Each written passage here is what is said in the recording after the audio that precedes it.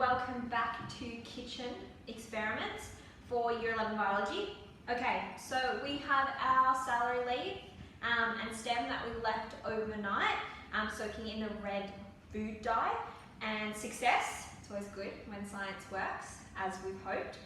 So if we think about vascular plants and that transport system that we spoke about, that we spoke about last lesson, obviously we've got the ability to transport water from the bottom to the top, and even though we don't have any roots on this celery stem, it's still got those xylem, those elongated cells that can move water up. So we've got the video coming in nice and close, so hopefully we can see the red pigment. Oh, we're really panning here, that's nice.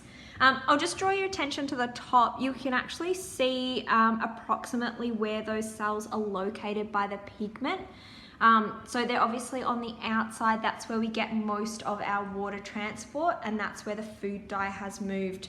We've obviously got some colouring in the leaves, but it's pretty consistent. All the leaves have changed colour, but you can see here with the stem that it's moving along the outsides, and we get that movement of water. So hopefully you can see that nice and clearly. We got the nice pan away. Okay, so that's pretty much the results for our experiment.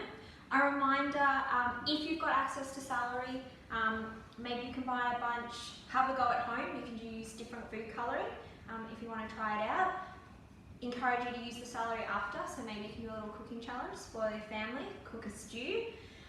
But the main thing for you to note is that you need to complete the discussion questions. So on page 74, we've got questions 1 to 4 down the bottom, asking you to apply a knowledge of functioning plant systems, looking at those xylem cells. So I think that's pretty much it. Oh, and if anyone has white flowers, you go for a nice walk, see a white rose, maybe do a sneaky, a little bit of gardening.